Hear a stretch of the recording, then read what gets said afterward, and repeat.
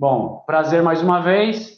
Vou chamar então para começar a nossa conversa o professor Wallace, para já introduzir aí a importância da Unifesp nessa parceria com o Imaflora, com os diferentes atores da região, contar da sua pesquisa e puxar a nossa conversa aí para a gente fazer um link ao longo da manhã, tá bom? É todo seu a palavra, meu amigo. Bom dia, deixa eu só começar aqui compartilhando a tela para fazer a apresentação. Então, bom dia, pessoal, muito obrigado. Eu agradeço o Vitor, né, pela apresentação, agradeço o convite. É muito gratificante a gente estar... Meu nome é Wallace, né, como ele falou, esqueci de me apresentar. Sou professor aqui da Unifespa, né, da Universidade Federal do Sul-Sudeste do Pará, e dou aula, né, e sou coordenador do curso de Engenharia Florestal. Então, é muito bom, é muito gratificante estar fazendo parte, né, desse dia, que eu vejo que é muito interessante ter essa parceria, né, entre a universidade e as ONGs, né, e as representações civis que estão inseridos no contexto local, né, porque eu vejo o papel da universidade muito como um potencializador, né, um ator para ajudar no desenvolvimento local. Então, eu agradeço o convite, assim, fico muito honrado de ter sido chamado. Hoje eu vou falar um pouco sobre a conservação da biodiversidade e sistemas agroflorestais. Falar do projeto e falar de todas as questões em 15 minutos é um desafio, mas eu vou falar sobre o panorama, né, o que é biodiversidade, qual a importância dessa biodiversidade para a sociedade, o que acontece quando a gente perde essa biodiversidade e como os sistemas agroflorestais entram na jogada, né? Qual a importância dos sistemas agroflorestais como uma alternativa dessas mudanças do uso do solo, que eu vou falar mais à frente. E aí, no final, eu vou falar dos objetivos do projeto e da importância dele no contexto local, né? Então, vai ser um apanhado da justificativa, da importância do projeto, do pano de fundo por trás desse projeto, para apresentar os objetivos. Primeiro, a gente não pode falar de biodiversidade sem explicar o que é a biodiversidade, né? E por que ela é importante. Quando a gente fala de biodiversidade, né, a gente ouve muito falar biodiversidade da Amazônia, está perdendo a biodiversidade na Amazônia, e a gente imagina, né, a onça, imagina a arara, imagina tamanduá, tatu, esses bichos que lá ocorrem, né? A gente normalmente imagina as espécies, né? A gente pensa nas espécies que ocorrem naquele lugar. Isso faz parte da biodiversidade, né? Biodiversidade é um conceito que vem como um termo mais curto de diversidade biológica. E aí, além das espécies, né, que estão ali, ela engloba todas as formas de vida, toda a variedade das formas de vida. E quando a gente fala disso dentro da biologia, a gente está falando desde a genética, né, desde o DNA, o RNA, as informações genéticas que aquelas espécies carregam, aqueles organismos carregam, até os ecossistemas, ou seja, até, por exemplo, a área de várzea, a área de floresta, a área de terra firme, a área que alaga. Todos esses ecossistemas também fazem parte da variedade das formas de vida dentro do contexto de biodiversidade na biologia, né? E esses ecossistemas, eles existem porque existem interações entre os organismos que ali habitam. Então, as interações também são incluídas, né, dentro da biodiversidade. Interações como predação, né, ou seja, quando a onça come algum bicho, ou quando o peixe come um fruto que cai, quando ele dispersa uma semente, né, quando um fungo ele ataca deixa alguma planta, um organismo doente, ou uma bactéria, todas essas interações ocorrem ali no ecossistema. Então, a gente pensa no ecossistema como um grupo, né, de diversas espécies, diversos organismos ocorrendo no ambiente e ali interagindo. Então, a gente, por exemplo, tem uma planta, por exemplo, que capta a energia do sol, faz a fotossíntese, ela armazena essa energia nos seus tecidos, ou seja, nas suas folhas, seus troncos, seus frutos, e alguém vem, né, um gafanhoto, por exemplo, come aquela folha, então aquele gafanhoto, ele pega um pouco da energia que aquela planta produziu, pega a matéria que aquela planta acumulou, né, porque ela tem uma matéria para formar aquela folha, formar o tronco, e esse gafanhoto vai ser comido também, por exemplo, por alguma ave, algum lagarto, e aí a energia que esse gafanhoto pegou, essa matéria que esse gafanhoto pegou da planta e armazenou para ele, também é passado para um outro nível, que a gente chama de nível trófico, né, que é um outro organismo que comeu. Então esse organismo que comeu a planta, que comeu a própria planta, ou o que comeu o gafanhoto, eles vão morrer um dia, ou vão defecar, ou vão, né, trocar o casulo, se for um inseto, e vai cair no solo, né? Os organismos do solo, as bactérias, os fungos, eles vão degradar aquele organismo, aquela matéria, desculpa, e vão tornar disponível de novo para a planta absorver como nutriente. Então, dá para a gente perceber que essas interações entre os organismos, eu estou falando só da predação aqui, mas existem várias outras, elas mantêm o ecossistema funcionando, elas mantêm essa ciclagem de nutrientes no ecossistema, elas mantêm esse fluxo de energia, né? Então, essas interações, elas mantêm o ecossistema em funcionamento. É muito importante que a gente tenha uma biodiversidade para manter esse ecossistema funcionando, porque se a gente tem por exemplo, se a gente acaba com os predadores, a gente acaba com a forma como esse ecossistema se mantém. E esses processos, a gente chama de processos ecológicos, né, que mantêm o ecossistema, essas interações, muitas delas trazem benefícios para a gente como sociedade, né, para a gente como ser humano. E quando ela traz algum benefício, quando a gente tira proveito disso, a gente chama de serviços ecossistêmicos, né, que esses serviços ou ambientais, né, a gente ouve muito falar de pagamento por serviços ambientais, eles são basicamente a mesma coisa.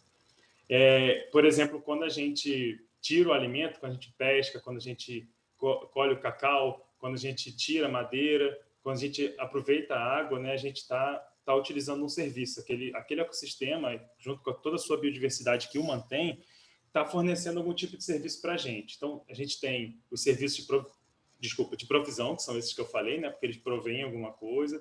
Os serviços de regulação, por exemplo, controle de inundação, regulação de clima, água limpa, ar limpo. Esses serviços eles são regulatórios, né, reguladores, né, eles são serviços de regulação. Tem os serviços culturais, que está relacionado com, por exemplo, diversas religiões, né, que têm essa ligação com a natureza, por exemplo, os povos originários, né, os indígenas, regiões de matrizes africanas, elas têm uma relação muito forte com a natureza.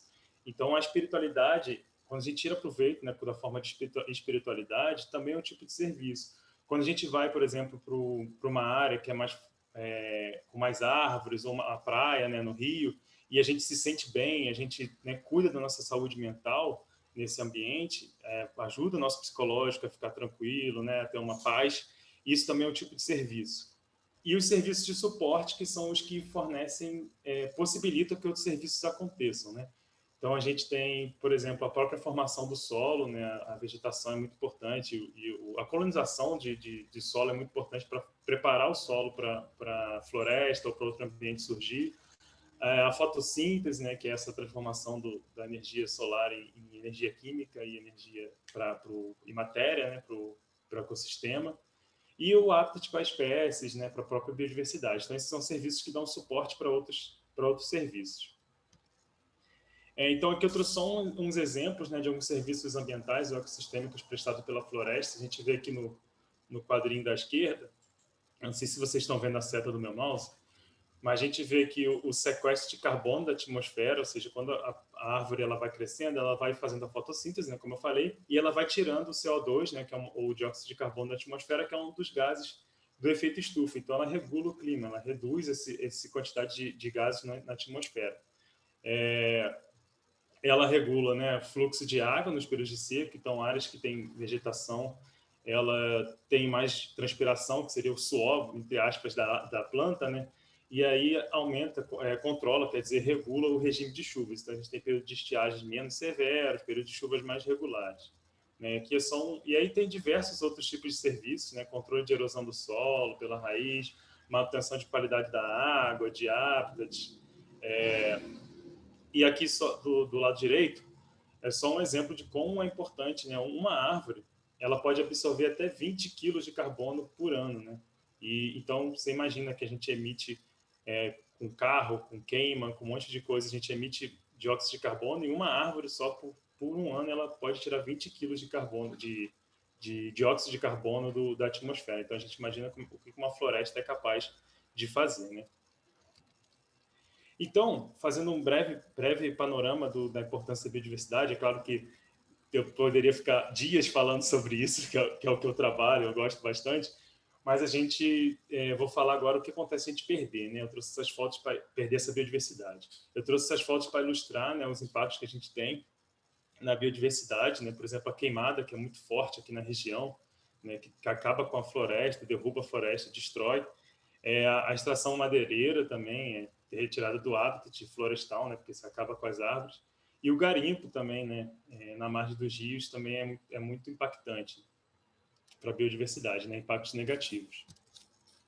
Antes de começar a falar dos impactos, eu queria mostrar o quanto que a gente é sortudo, né? Entre aspas, mas o quanto que a gente tem de biodiversidade aqui na região amazônica, né? Nesse mapa, né, a distribuição é um padrão de distribuição da biodiversidade. Aqui ele está representando só os vertebrados terrestres, né, que são tipo iguana, onça, são animais que vivem só na terra, né, e não vivem na água. Então exclui peixes, exclui alguns anfíbios, enfim, só alguns vertebrados terrestres. Então, quanto mais vermelho, mais espécies de vertebrados terrestres. Então, olha onde é que a gente tem mais espécies, né? Até destaquei aqui com a setinha vermelha. A Amazônia é a região com maior biodiversidade do planeta. Então, a gente está numa área que a gente tem uma biodiversidade riquíssima, riquíssima. Tem muitas espécies de todos os organismos que a gente imagina, né? Desde de bactéria, vírus, até grandes mamíferos, passando por plantas. Então, a gente tem uma espécie de fungos, a gente tem uma espécie de diversidade, uma diversidade de espécies muito grande. Só que a gente não está cuidando muito bem disso, né? A gente está sofrendo bastante com os impactos ambientais e causando muitos impactos ambientais. Só para vocês terem uma ideia, eu trouxe um dado do IPAM, de janeiro de 2019 a abril de 2020, a gente teve mais do que 1 milhão ou 10 mil quilômetros quadrados de área desmatada na Amazônia. Então, imagina a área que é isso, né? 1 milhão de hectares desmatados. E aí o IPAM trouxe, né, com essa preocupação da queimada, já pensando, né, esses dados são de 2020, né, esse relatório deles, então eles já estavam prevendo que o ano de 2020, como foi, seria pior do que o ano de 2019. Então eles trouxeram a área desmatada e não queimada, né, aqui a gente tem uma porção, 45%, e área desmatada e queimada. Então eles estavam prevendo que o fogo ia ser muito mais intenso, ser muito pior nesse ano que passou, né, que está acabando agora. E a gente viu como ficou São Félix do Xingu debaixo da fumaça esse ano, né? Conseguiu ser pior do que 2019. E a região que mais preocupa, estava preocupando na época, né, e com certeza da forma que as políticas ambientais estão sendo conduzidas, continua preocupando bastante, é o Arco do Fogo, que eles chamam de Arco do Fogo, que é essa região de Altamira e São Félix. E a gente vê que é essa região aqui que a gente está e que vai até Altamira. Então, essa área 1 aqui, né, com a setinha vermelha. É a região que mais preocupa dentro do Pará em relação ao desmatamento e à queimada. E o que acontece? Né? Por que é ruim? Né? Por que é ruim a gente trocar uma floresta por um outro ambiente? A gente tem diversos serviços, né, como eu mostrei, que são prestados por aquela floresta para a gente. Né? A gente consegue tirar benefício, não para a gente, mas a gente consegue se beneficiar, a floresta presta para a gente, né? Serviço que a gente se beneficia. Como eu já falei, regulação do clima, cultural, suporte de profissão, diversos tipos de serviços. E quando a gente tira uma floresta, né, desmata, e a gente planta, por exemplo, monocultura, vamos botar aqui a monocultura de soja, a gente acaba com todos os serviços que eram prestados para beneficiar um produto apenas, para um serviço de provisão, que é o produto de interesse daquela monocultura. Então, a gente acaba com todos os serviços que a gente se beneficiava pelo ambiente florestal para ter apenas um produto. E a gente sabe que essa mudança do solo está muito relacionada com a expansão da fronteira agrícola, né? Está muito relacionada com essa ideia do agronegócio, né? da monocultura, como se fosse uma solução para a fome, para o desenvolvimento. Né? Eu não vou cair nas questões econômicas e sociais aqui, porque eu acho que, né, a gente vai ter pessoas falando muito melhor do que eu vou me reter às questões ambientais, mas eu só estou trazendo um dado aqui do Observatório do Clima, né, do Sistema de Estimativas de Emissões e Remoção de Gases de efeito estufa desse ano, mostrando aqui nesse gráfico de pizza grande aqui da direita, em verde, é a emissão de gases de efeito estufa, né, toneladas de equivalente de dióxido de carbono. Né, ele bota equivalente de dióxido de carbono porque não é só dióxido de carbono, existem outros gases que causam o efeito estufa, mas que eles calculam como o equivalente. Por exemplo, tem um gás que pode ser 4 vezes mais prejudicial do que o dióxido de carbono. Então, para padronizar, eles fazem o equivalente. Então, a gente vê que 44% é em relação à mudança de uso da terra e 28%, aqui em um amarelo meio claro, 28% da agropecuária. Então, é emitido pela agropecuária. Então, a gente pode dizer que 72% da emissão de 2019 foram responsáveis pela alteração do uso do solo, né, trocar a floresta para um outro tipo de cobertura, e a própria atividade agropecuária. A gente sabe que, principalmente na Amazônia, né, essa mudança do solo está muito associada, na verdade, à instalação de pastagens, de monocultura. Então, a gente pode dizer que 72% praticamente é de emissão de gases em 2019 na Amazônia está relacionado com o avanço da agropecuária e com a derrubada de floresta. Então, a gente vê, e o estado que mais preocupa é o Pará, né? Disparado é o que mais emitiu gases de efeito estufa, né? Então, assim, a gente tem que realmente repensar o que a gente está fazendo, né? A gente tem realmente que se pensar como que a gente está cuidando desse meio ambiente. E aí, quando eu falo meio ambiente, eu não falo só as espécies de animais e plantas, né? A gente faz parte do meio ambiente. E aí, onde é que entra, né, nesse contexto caótico, né, de caos que eu apresentei, onde é que entram as agroflorestas, né? Qual é a solução que a gente pode ter? Os sistemas agroflorestais, né, eles são esse consórcio de plantas com outras produções, às vezes animais, e eles nascem da ideia da agroecologia, da disciplina, né, do viés da agroecologia, que é realmente um movimento, uma disciplina muito além de simplesmente mudar a forma de plantação, né, a forma de produção, quer dizer. Ele está relacionado com diversas questões de justiças sociais, né, e justiças ambientais. Então, ele dialoga com diversos movimentos sociais, né? A gente tem o exemplo da MPPF, né? A Maria José vai falar muito melhor, relacionando a agroecologia com o feminismo. A gente tem saúde coletiva, que eu falei rapidamente aqui da queimada, justiça ambiental, enfim, a gente tem diversas coisas, né? Relacionadas, diversos movimentos importantíssimos relacionados com também a mudança do modo de produção. E ele ele se contrapõe, né, à ideia da Revolução Verde que ocorreu, que é essa instalação de um pacote tecnológico, né, todos esses insumos agrícolas, né, agrotóxicos, fertilizantes industrializados, para poder ter uma produção maior de um único produto, né? Então, a agroecologia ela vem com se contrapondo a esse tipo de atividade predatório, buscando uma agricultura sustentável. Então, tem resgate de conhecimentos tradicionais, agricultura familiar, policultura em vez de monocultura. Então, a agroecologia trabalha muito nesse sentido. Só dando um exemplo aqui, comparando uma monocultura com um SAF, né, um sistema agroflorestal. Então, na monocultura, a gente tem baixa biodiversidade, como eu falei, a gente tem muita erosão do solo, porque você tem uma exposição maior do solo, então você tem a chuva caindo, levando parte do solo, deteriorando aquele solo, degradando aquele solo. A erosão, tá, gente, para quem não conhece, não está acostumado com esses termos, é o carreamento, né, de matéria por alguma ação, vento, chuva. E então, quando o solo está exposto, é muito mais fácil ter esse carreamento, né? Tem uma produção limitada, por quê? Porque você tem uma lixiviação, né, que é a retirada pela água, né, da chuva escorrendo, dos nutrientes que são colocados ali. Então, você tem uma produção limitada daquele produto, né, que você está querendo produzir. Então, você tem áreas mais quentes, porque você não tem a sombra das árvores, o clima que as árvores mantêm, né? Então, você tem muito perda de água, o que leva à necessidade de muitos insumos químicos, né? Muitos insumos agrícolas, fertilizantes e agrotóxicos para poder tentar controlar aquele ambiente de forma artificial, digamos assim. E aí, uma técnica também que é muito utilizada é a técnica de corte-queima, né? Que as pessoas cortam a vegetação e queimam para poder devolver o nutriente para o solo de forma rápida, só que a longo prazo, né, ou a médio prazo mesmo, já isso não é benéfico para o solo, porque você tem toda uma alteração no solo e você perde a biodiversidade daquele solo, então você tem uma degradação e empobrecimento do solo em relação à biodiversidade. O sistema agroflorestal, como eu disse, né, dentro da agroecologia, ele vem se contrapondo a isso.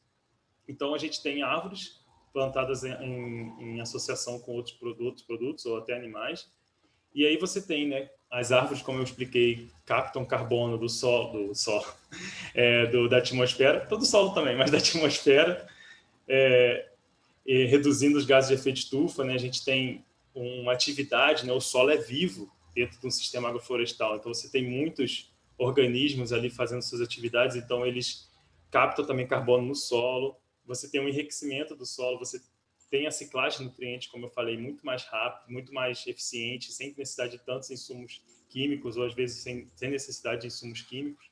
Então, você aumenta a fertilidade e a produção, né? E você conserva a biodiversidade mantendo o ecossistema saudável. E, além disso, você consegue, como é mais uma produção, uma policultura, você consegue ter mais receita, né? Mais produtos naquele mesmo espaço, né? Então, tem até estudos, inclusive do Imaflora, mostrando que a produção acho que, se eu não me engano, pode chegar a 7 vezes maior no sistema agroflorestal comparado com a pastagem por hectare, né? O lucro, né? O retorno econômico. Então, diante de tudo isso, assim, que foi exposto, a gente vem já desenhando, né? O Vitor, agora o Rubem também chegou. A gente vem desenhando um projeto de parceria entre o Unifesp e o Imaflora, que a gente quer avaliar o valor de conservação dos sistemas agroflorestais tropicais, né? No caso, a gente está trabalhando aqui em São Francisco de Xingu, e aí é nisso que eu entro, né, como coordenador do projeto e de outros professores parceiros, né, tentando entender como que o manejo dos sistemas agroflorestais auxilia na conservação dessa biodiversidade. E por que isso é importante? É importante para a gente conseguir entender como que a gente consegue manter o ecossistema funcionando com o menor impacto possível. Então, a gente tem uns objetivos, né, de trabalho, e esses impactos, né, só retornando assim, esses impactos, eles são... a gente sempre pensa que a gente faz parte do meio ambiente, né? A gente é um ser que está no meio ambiente. Então, é importante a gente pensar nos impactos que a gente está causando para buscar sustentabilidade, né? A parte desse projeto ela é voltada para a biodiversidade, ou seja, para a dimensão ambiental da sustentabilidade, né? Tem a econômica e a social, que aí já não é mais parte do meu trabalho, mas está tudo dentro de um sistema mais complexo que a gente pensa essas questões. Então, quais são os objetivos do trabalho? Primeiro, a gente vai avaliar a biodiversidade nos sistemas agroflorestais e nos sistemas de monocultura e pastagem para poder entender onde é que tem mais, né? Onde é que a gente e florestas nativas, né, para a gente conseguir saber se a gente está conseguindo conservar o mais próximo possível. A gente sabe que não é o sistema agroflorestal, ele é uma alteração, uma cobertura de solo alterada, então a gente tenta chegar o mais próximo possível de uma área preservada. A gente tenta entender também quais são os fatores ambientais que vão influenciar a biodiversidade, né, a comunidade biológica, para a gente poder saber como que a gente direciona o manejo para poder conservar mais, e também a relação dessa biodiversidade, né, que está ali nos sistemas agroflorestais com os processos ecossistêmicos que mantêm esses serviços e mantêm o funcionamento do ecossistema, né? Essas interações que eu falei, sequestro de carbono, ciclagem de nutriente, essas questões, como que elas estão associadas com a biodiversidade que a gente está conservando. E também saber o potencial de conservação dos sistemas agroflorestais. A gente tem um quantitativo, né, poder dizer assim, ó, os sistemas agroflorestais dessa forma de manejo tem tal potencial de conservação. Então, essa é a forma ideal, balanceando produção e biodiversidade e conservação na região. E, claro, como eu falei, a gente faz parte do meio, né? A gente não pode se ver como uma sociedade, não pode ser vista fora do meio ambiente, a gente faz parte do meio ambiente, a gente é meio ambiente. Então, a conscientização também sobre a importância da biodiversidade de maneira sustentável, né? Então, a universidade vem como uma parceira, como mais um ator, né? Não mais importante ou menos importante que os demais, claro que não, mas como uma instituição para auxiliar nesses estudos, né? Nessa base de conhecimento científico para tomada de decisão, para debate, né? Para discussão em relação a essa questão. Eu fiquei sem conseguir controlar o tempo, espero que eu não tenha passado muito. Então, eu agradeço o convite, né? Coloco à disposição aí para responder as perguntas. Muito obrigado mais uma vez, tá meu contato aqui.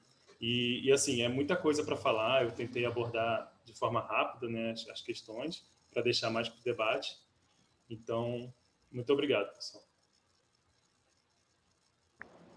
Beleza, professor. Obrigado a você aí por ter contado um pouquinho do que a gente está construindo em conjunto, né? Da pesquisa. Você falou aí bastante da biodiversidade. É interessante que agora quem vai falar, a dona Josefa, Reintroduzindo ela que entrou novas pessoas, rápida, ela é presidenta de uma associação de mulheres de produção de polpa de fruta, com a qual a gente já vem trabalhando em implantações de sistemas agroflorestais biodiversos, com um foco diferente de um SAF cacau, em que o grande foco, carro-chefe, é o cacau, né? Se cada uma das associadas tem o seu 3 carros-chefes numa área de produção, com uma diversidade grande, aí vem diversidade de renda e tudo, e com isso ela pode contar bastante, fazendo um link com o que você falou, até porque ela iniciou a área, era pasto, né, dona José? Então, acho que você poderia agora, você tem 15 minutos aí para contar um pouco da sua história, contar para o pessoal que é de fora como é que é ter essa relação de trabalho de vocês da associação, essa questão de mutirão, como é que a agrofloresta traz para vocês uma questão de trabalho diferente, uma questão de área produtiva diferente, né? Diversidade de renda. E aí é contigo, minha amiga. Por favor. Bom dia, estão me ouvindo? Estamos sim. Pois é. Eu não vou me apresentar, todo mundo, acho que todo mundo me conhece, né? Sou a Maria Josefa, estão todos conhecidos aí. Vou falar um pouquinho sobre o nosso sistema agroflorestal, como ele entrou na nossa vida, na nossa associação. Quando o Vitor começou a apresentar o programa todinho, a planilha toda para nós, eu fui uma que olhava para aquilo ali e falei, mas será que isso vai dar certo? Porque quando a gente vai plantar uma planta, a gente só quer plantar um tipo de planta só. Se for plantar outra, a gente já pensa que não vai dar certo ali. Uma vai engolir a outra, né? Aí eu pensava assim. Mas depois que a gente foi vendo tudo direitinho, eles explicando como ia ser feito, as podas, tudo, né? Aí eu fui uma que abracei a causa. E aí decidi entrar, fazer também o SAF. Eu estava um pouco desanimada, mas aí fui ver, falei, vou fazer pela primeira vez, né, que a gente vai fazer, então vamos experimentar. E peguei, eu falei, não vou escolher uma área grande, vou escolher uma área pequena como experimento, né, mas foi muito legal isso, ó. O pessoal fica assim um pouco desanimado, porque não conhecendo como que funciona o programa, porque nós já tínhamos nossos plantios, né? Muita gente tem os seus plantios de fruta, mas como nós queríamos ampliar mais, e esse modo do Plano SAF, para nós veio de mão cheia, ó. Porque além de nós saber como nós vamos plantar, como nós vamos reflorestar, né? Fazer a nossa floresta, temos o acompanhante, que comecemos pelo o Vitor, e estamos com o Rubem, porque eles estão nos ensinando, não é jogar um projeto nas nossas mãos e deixar nós para lá, eles estão nos acompanhando, então, por isso, nós estamos indo na linha, e digo para vocês, que é um projeto muito bom, eu amo estar olhando para minhas plantas plantadas. Apenas que o sofrimento é grande ainda para nós pequenos, porque nós não temos ponto de irrigação, nem nada, nós temos que estar aguando manualmente, entendeu? É muito sofrido, mas foi muito bom. Eu falo no nome de todas as sócias da associação, porque nem todas têm o SAF ainda, porque tem umas novas, né, que ainda vão, já estão novas, mas já estão começando, porque viram o tanto que é bom o projeto, né? O que traz de benefício para nós da associação, já estão começando também a se movimentar e querer fazer também, entrar no SAF também. É uma coisa que eles nos ensinaram, nós sabíamos como nós plantar, mas não era como eles nos ensinaram, esse projeto vem, nós plantamos, ali nós vamos colher o quiabo, nós vamos colher o mamão, nós vamos colher a melancia, nós vamos colher a abóbora, nós vamos ter as nossas árvores para poder ter o nosso oxigênio ali para nos ajudar em tudo, né, no gás carbono, em tudo. Então, foi um benefício muito grande para nós. Para mim, foi excelente. E aprendemos muito, como nós plantar, como nós adubar, totalmente orgânico, né? Nós vamos fazer, já aprendemos a fazer os nossos adubos orgânicos, né? Então, como nós combater as pragas, tudo com produto orgânico, porque quando você vê um plantio de soja, que eu vi aí atrás o professor Alas passando, um plantio de soja, aí ele jogando aquele veneno, né? Então, nós fazemos o quê? Nós comemos veneno. Se nós compramos um produto lá fora, nós comemos veneno. Se hoje nós temos o nosso produto sem o veneno, é um produto orgânico, é um produto sadio, tanto para nós como para a população. Como nós somos produtores de polpa de fruta. Se a nossa propriedade ela não tem agrotóxico, é um produto orgânico, é muito sadio. Nós sabemos que nós trazemos para a nossa mesa uma fruta saudável, como levamos para a mesa do consumidor, das nossas crianças, que o nosso foco principal é as crianças, né, na escola. Levamos um produto saudável. E esse projeto, ele veio de mão cheia, ele ensinou a nós tirar o nosso próprio sustento do meio da floresta. Não precisa derrubar a floresta para poder ganhar dinheiro. Nós vivemos no meio da floresta, num ar bonito, você anda no meio das árvores, quando você sai fora dela, você já vê um ar diferente, aquele quinturão. A gente sente isso. Se todos nós, hoje, que moramos aqui na nossa redondeza, pegasse um pouquinho da sua propriedade e fizesse um SAF, daria muito pouco, daqui a uns tempos nós estaríamos no meio da floresta de novo, todo mundo com sua floresta reflorestada, né? Mas, infelizmente, nem todos pensam assim. Ainda temos muitos em redor da nossa comunidade que ainda não pensam nisso ainda. A gente ainda sofre as consequências por eles ainda. Porque eles mexem com veneno, onde a gente fica. Nós não mexemos, mas nós temos aquele, eu pelo menos sei que prejudica, do jeito que eu sinto um cheiro de veneno quando estão batendo o veneno perto da minha propriedade, eu sei que as minhas plantas vão sentir também. Então, o caos é muito grande. E o plantio das árvores, tem muitos aqui que falam assim, nossa, mas vocês estão plantando árvore? Eu falei, sim. Se nós derrubamos, porque onde eu moro hoje, eu não mexo com gado, eu não tenho gado, nossa propriedade é bem pequenininha, mas trabalho suficiente, já mexemos muito com gado, já tomamos muito prejuízo com fogo, é uma coisa que fogo é horrível, fogo. E hoje nós estamos aqui numa propriedade bem pequenininha, mas muito feliz da vida com o que nós estamos mantendo e o que nós estamos aprendendo a fazer, que é plantar os SAF para a gente poder reflorestar a nossa propriedade. Que na minha propriedade, pouca área descoberta. Totalmente, eu moro no meio da floresta. E vai continuar a floresta para o resto da vida. Porque sei que é muito bom. O ar é outro.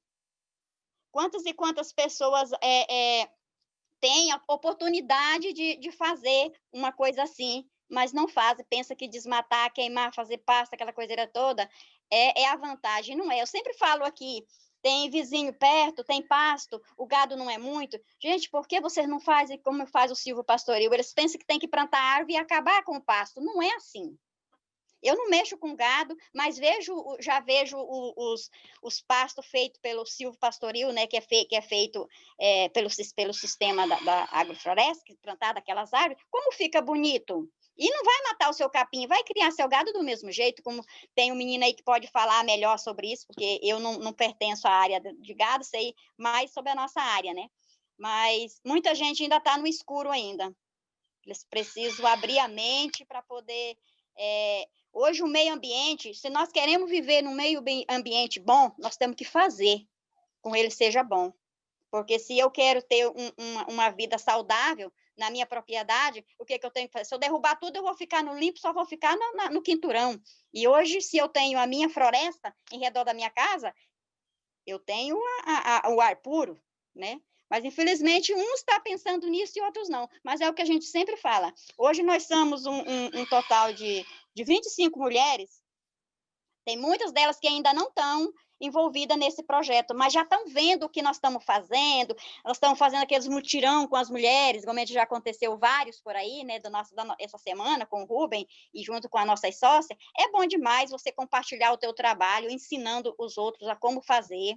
Então, aquelas pessoas que entraram agora na associação, eles estão vendo o benefício que nós estamos tendo com esse plantio, com esse SAF. Então, muitos já querem começar, não, eu quero fazer o meu, estamos com as nossas mudas, meio mundo de muda, vai plantar o seu cacau, outro vai plantar a sua graviola, outro vai plantar a sua acerola, tudo é num consórcio de plantas ali, você pode, eu mesmo no meu SAF, aqui eu já estou colhendo o quiabo, tem o maxixe, tudo plantado no meio do meu SAF. Daqui um dia tem a banana, tem a mandioca, tem o mamão, tudo num pedaço de terra só. Como é bom, quantos frutos não vai vir de um pedacinho de terra?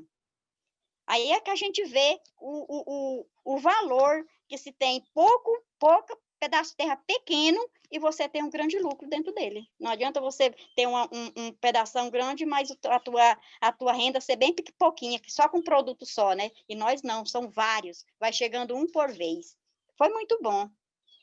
Eu gostei muito do programa e sempre falo mesmo para as mulheres, falei, olha, nós agradecemos muito o Imaflora, porque nós somos uma associação já bem antiga, como muitos já conhecem, nós estamos desde 2012, mas nós não sabíamos, nós plantávamos nossas plantas aí, era que nem a Keila falou, um pedaço de um pedaço de outro, né, assim, não poderia plantar um junto com o outro, hoje não, a gente já planta porque a gente já sabe, eles já ensinaram como a gente podar, eles vêm fazer o treinamento para nós fazer a poda das nossas plantas, para nós poder manter tudo direitinho, e o trem funciona. Quem tiver interesse de fazer, fala a verdade, funciona, porque eu tô feliz da vida com o meu, ó, muito feliz mesmo.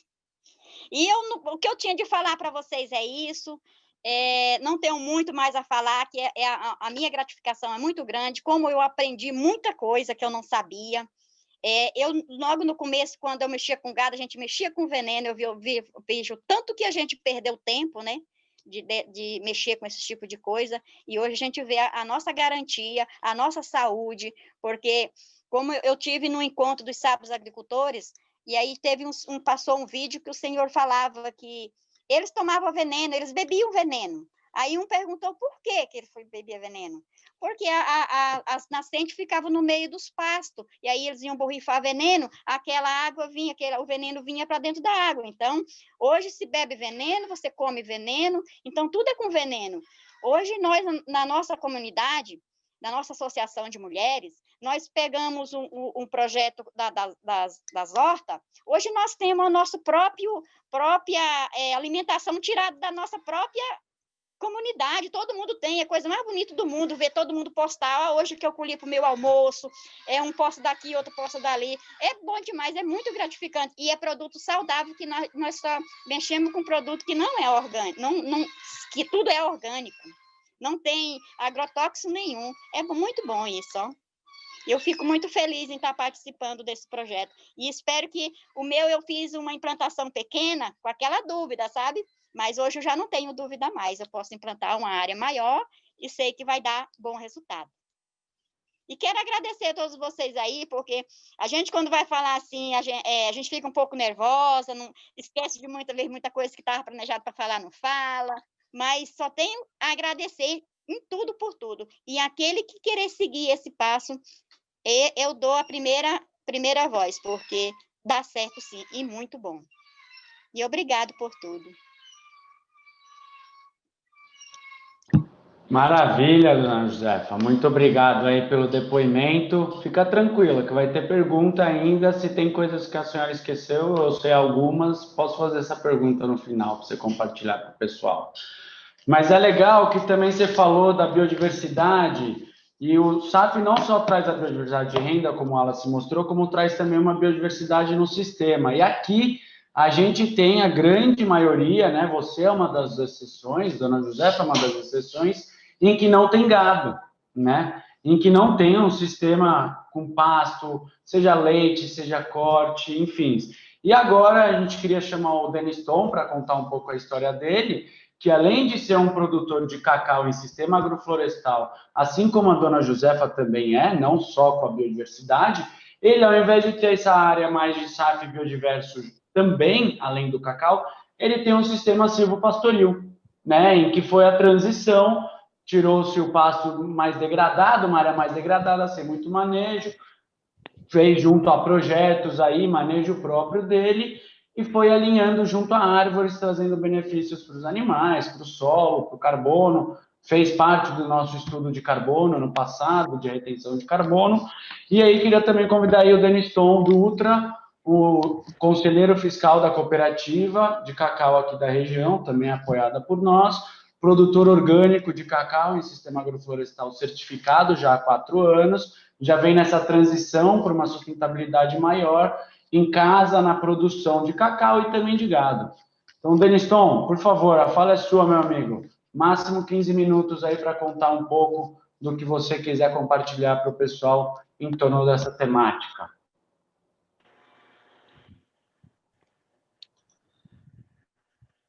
Só antes, então, estou vendo que o Denis Tom não começou, vou pedir para todo mundo que puder deixar o microfone desligado, e quem precisar de certificado, assim como na última, sei que alguns alunos me perguntaram, enfim, Quem precisar de certificado, eu vou dar o e-mail aqui no chat, tá bom? E aí vocês pedem solicitando o certificado nesse e-mail, que quem recebeu vai receber também desse encontro de hoje, estando presente aqui na conversa, tá bom? E é isso, pessoal. Então, Deniston, é contigo.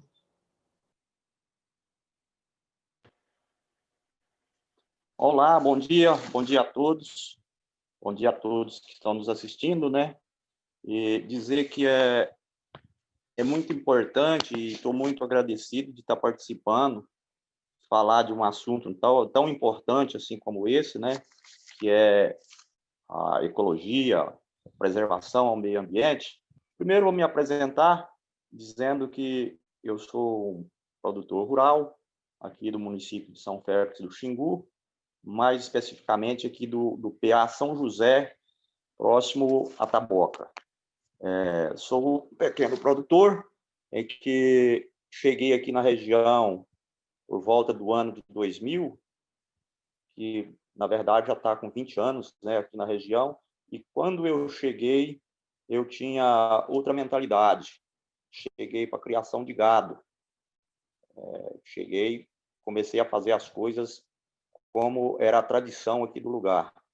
Derrubar mato, queimar, formar capim e criar gado.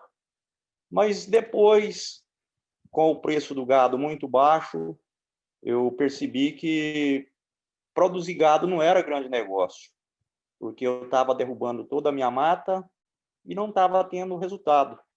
Porque na época, foi uma época em que o preço do gado estava muito baixo, se vendia uma arroba de vaca naquela época por R$23.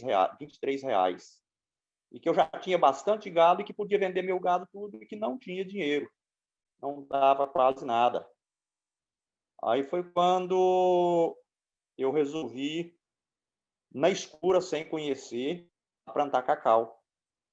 Aí iniciei em 2004, um pequeno plantio de cacau, sem conhecer, como eu estou dizendo, sem conhecer da planta, né, dos meios, dos cuidados que deveria ter.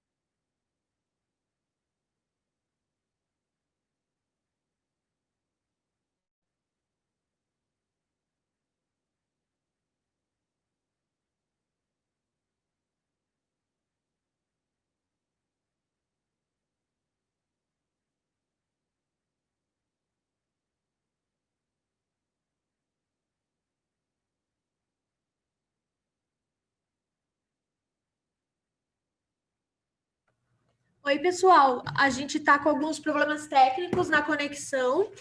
Eu vou pedir, por favor, para o Vitor passar a palavra para o próximo palestrante enquanto o Denison retoma a conexão dele. Muito obrigada. Foi mal, pessoal. Eu estava falando aqui no mudo.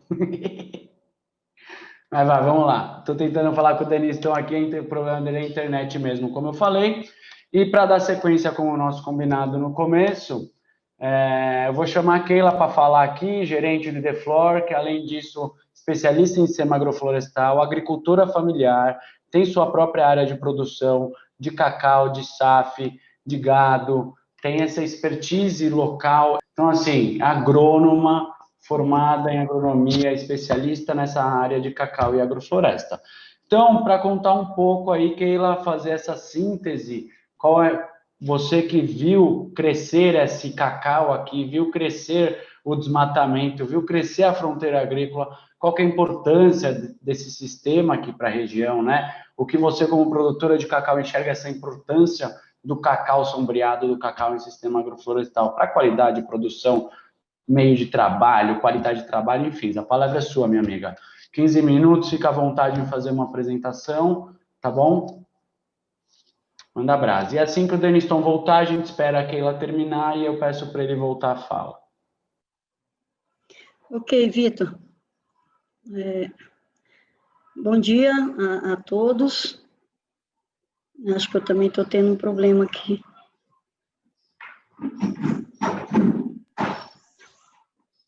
Eu quero ficar muito. Não, não estou ouvindo. Oi, tá tudo bem? Todos me ouvindo? Bom dia a todos. Eu quero primeiramente agradecer a Flora pelo convite, dizer que é um grande privilégio, né, estar participando desse webinar. Parabenizar o professor Wallace, fiquei fascinada com sua apresentação, professor. Planeou, né, o terreno para todos nós, com certeza. Parabenizar a dona Josefa, como sempre, brilhante, né, na sua fala. E a gente veio para o Pará em 1993, né, na verdade, em 88, quando a gente veio fazer a universidade, né. A gente conheceu São Félix do Xingu com muita mata, né, com uma biodiversidade plena, e assustadoramente, em 10 anos, né, a gente também assistiu uma mudança bem significativa. Hoje, gente, atualmente, a gente está atuando no IDEFLOR Bio, né, na gerência de Marabá. A gente trabalha essencialmente, assim, prioritariamente, o público da agricultura familiar no desenvolvimento de uma política institucional nossa, chamada ProSAF, que é um projeto de implantação de sistemas agroflorestais, e é o que é interessante quando a gente vê um depoimento como o da dona Josefa, e certamente o do Deniston, que vai ser também muito interessante. O IDEFLOR, a gente participa de um debate interno com essa condição de SAFs, né, de sistemas agroflorestais. Iniciou-se um trabalho, primeiramente, nas unidades de conservação, tentando preservar as unidades de conservação. Contudo, o que a gente sempre observou? A grande dificuldade dos agricultores, dos produtores de maneira geral, entender esses empreendimentos, né, a dinâmica dos empreendimentos, que a criação do gado, ela, como o Deniston colocou, ela tem que ser praticada e depois chega no momento que vão perceber que não está dando retorno financeiro, né, que teve um prejuízo ambiental, a propriedade, contudo, não veio o que esperava financeiramente.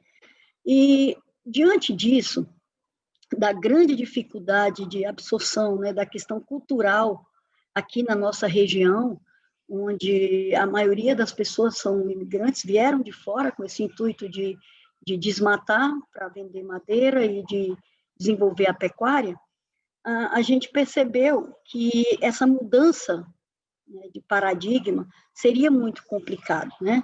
Seria muito difícil. E daí nasce a política do ProSAF, da implantação dos sistemas agroflorestais, em uma diretoria do IDEFLOR Bio, que é a DDF, Diretoria de Desenvolvimento de Cadeias Florestais, onde trata o sistema agroflorestal como SAFs, sistemas agroflorestais comerciais, trazendo esse viés econômico junto com o ambiental, mas para o convencimento e a mudança de paradigma, tentando mostrar que é possível você desenvolver um sistema que dê retorno financeiro, né, a curto, médio e longo prazo, né?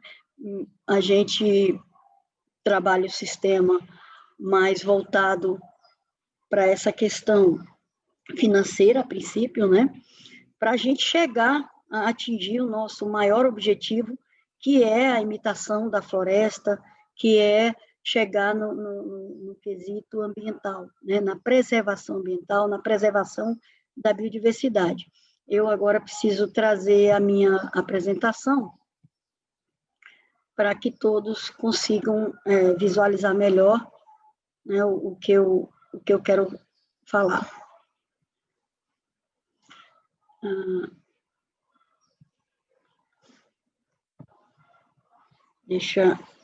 Deixa eu voltar aqui um pouquinho.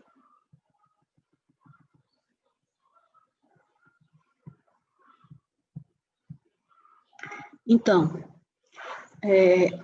entrando nessa questão, né, do tema, do sistema agroflorestal, né, do que se trata, a gente já nem vai se deter nisso, porque o professor Wallace já colocou, né, de forma brilhante, e como eu havia dito, o nosso trabalho é para mudança de paradigmas, né, é justamente para a gente sair dessas realidades que encontramos ainda hoje, e atualmente com mais força, né, eu até arrisco a dizer que quando há um incentivo governamental para isso, né, tudo aquilo que estava sendo construído em relação à preservação ambiental, nós estamos agora, né, tendo um trabalho enorme, porque as pessoas esqueceram, né, do grande benefício que é não conviver com a fumaça, com as queimadas, né, com a queima, principalmente na região.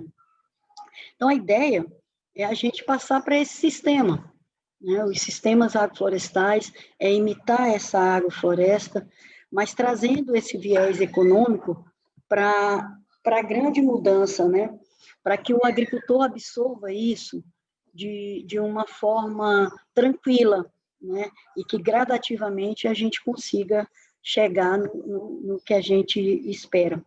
Então, os tipos de sistemas que o Ideflor tem trabalhado são mais na linha do agro-silvicultural, né, e em si, a gente tem pouco trabalho, né, em relação ao silvopastoril e o agro-silvopastoril. Estamos precisando de parceiros para desenvolver essa questão, principalmente nas unidades de conservação, como a ATX, que desenvolve muito a pecuária, né. No agro-silvicultural, a gente tem trabalhado de acordo com os municípios, a questão do fator comercialização, né? Primeiramente, é o aspecto que a gente procura observar. Dentro do município, existe um mercado que vai absorver os produtos que estão dentro desse sistema florestal, e aí eu mostro essa figura desse agro-silvicultural, que vocês vão ver o componente paricá, né, com o consórcio do maracujá, a banana, a mandioca, né, como a dona Josefa colocou. E eu coloco sempre nas nossas oficinas de implantação de SAFs. A gente precisa entender, né, que naquele espaço, que num espaço de 1 hectare, a gente otimiza, a gente dinamiza, a gente traz para esse espaço todas essas culturas, né, anuais, temporárias, permanentes, que tem um ciclo econômico diferenciado, né? Então, a gente não vai ficar fazendo caixinhas para cada cultura alimentar, né, ou para cada frutífera que a gente necessite, né, que a gente comercialize.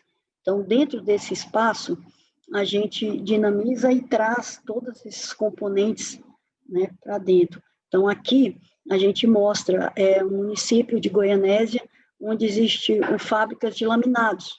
Então, a gente desenvolveu, de acordo à vontade do nosso agricultor, né, a aptidão familiar é uma coisa que a gente observa muito, e essa questão da comercialização.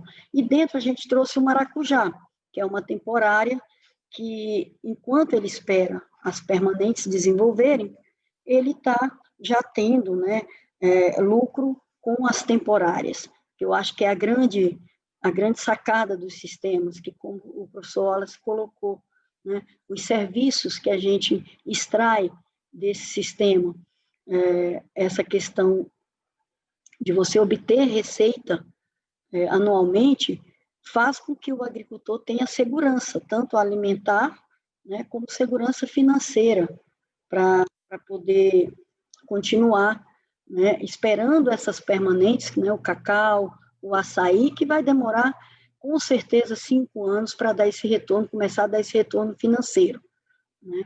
Por isso, a gente sempre tem diversos exemplos, né, em todos os municípios, desse trabalho, do sistema agroflorestal, né, do cultural. Aqui, a gente tem exemplos de silvopastoril, mas que não é desenvolvido por nós, até porque, como eu já disse, né, a gente não fez ainda, não encontramos espaço, né, e nenhum parceiro para que a gente consiga desenvolver esses sistemas, né? O que a gente observa? Dentro dos sistemas, o Ideflora, ele fomenta o início, a produção de mudas com os viveiros que a gente pode estar doando para a comunidade, a gente fomenta um preparo de área, né? De certa forma eu considero tímido, porque a gente não consegue fazer análise de solo e nem doar a quantidade suficiente que seria necessária para aquele preparo de solo. Mas a gente não consegue acompanhar continuamente o sistema. E nós sabemos que essa tecnologia é uma tecnologia extremamente complexa, né? Que ela, principalmente na agricultura familiar, ela promove uma produção sustentável, ela traz segurança alimentar, né? Uma adequação ambiental, logicamente, né? Mas ela precisa, principalmente, né, da assistência técnica, para que ela vá chegar a um resultado positivo, né? A dona Josefa já deu depoimento, com o Imaflora acompanhando, né, com o Rubem e o Vitor, sistematicamente ajudando a resolver os gargalos da tecnologia, ela está sendo bem absorvida e já está gerando resultados, né? Enquanto Ideflor, a gente faz esse fomento, consegue acompanhar alguns que nos ajudam, né? Mas que absorve mais rápido a tecnologia, no entanto, muito se perde com isso, né? Então, nós vamos ter que repensar esse nosso modelo de trabalho, né? A gente sabe que existe uma base legal para essa questão dos sistemas agroflorestal, principalmente o de cacau atualmente, né? Com a nossa normativa conjunta SEMAS e Deflor-Bio, hoje funciona como reserva legal, né?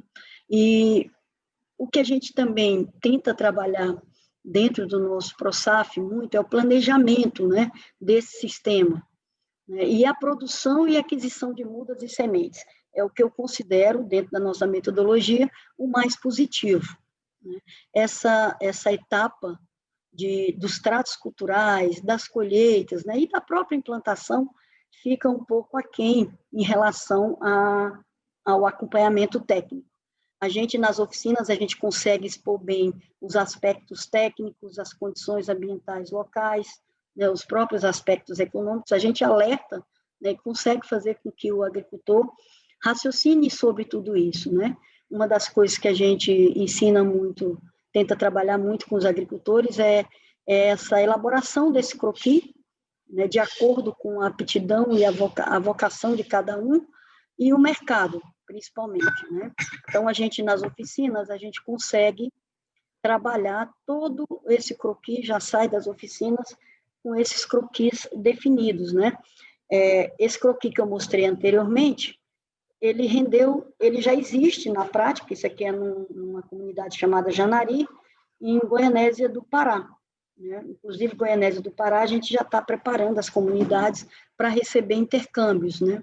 Para verificar os sistemas de lá. Eu vou passar aqui um pouco rápido, porque nosso coleguinha não conseguiu fazer os desenhos, os croquis, como a gente queria. Ele colocou essa questão dos espaçamentos por último, e isso acaba dificultando na apresentação.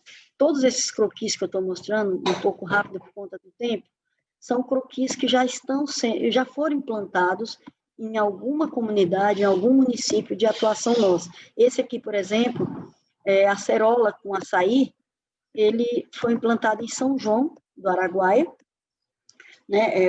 A banana, a acerola, as florestais, foi castanha, né? A escolhida também, e já está nessa fase aqui, conforme essa foto. A acerola já está produzindo, né? Esse sistema, ele tem 2 anos e meio, a banana já produziu, a mandioca já foi tirada para farinha e o açaí está em desenvolvimento.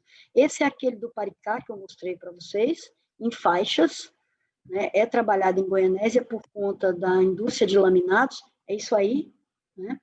Ele começa com as anuais, feijão, milho, a gente já está tendo resultado e vai ter que fazer ajustes. A gente descobriu que essas faixas do Paricá não tá indo bem com o cupuaçu, as permanentes, as outras frutíferas, vai ter que ter um espaçamento maior, né? Nós vamos ter que reajustar. Agora, depois que já está consolidada, a gente está observando. Paricá, mais 2 anos a gente vai tirar, e aí eu acredito que as culturas que estão nas faixas alternadas deverão dar o retorno, mas não ficou como a gente queria. Aqui é um SAFs que a gente está desenvolvendo em Pixuna, né? Ele está em fase de desenvolvimento, que é a questão do SAFs melitófilo, né? Com as abelhas. Eu considero que o maior trabalho são os tratos culturais, e a comercialização precisa ser bem trabalhada. E aqui exemplos de sistemas que eu gostaria de mostrar para vocês. A roça sem fogo, que a gente já tem desenvolvido com açaí, né? Aqui é o mesmo sistema, né? Eu vou passar rápido para vocês verificarem a questão já de 2016, né? Ele está totalmente consolidado, mas se vocês observarem, tem irrigação, né? Sem irrigação nós estamos tendo muita dificuldade, muito abandono no sistema, né? Em 2018 ele já está assim, produzindo o açaí, a banana. Aqui para quem fala que não é possível, né, trabalhar em área de pastagem, esse foi implantado também já em 2016, 2017, está em fase de desenvolvimento, né?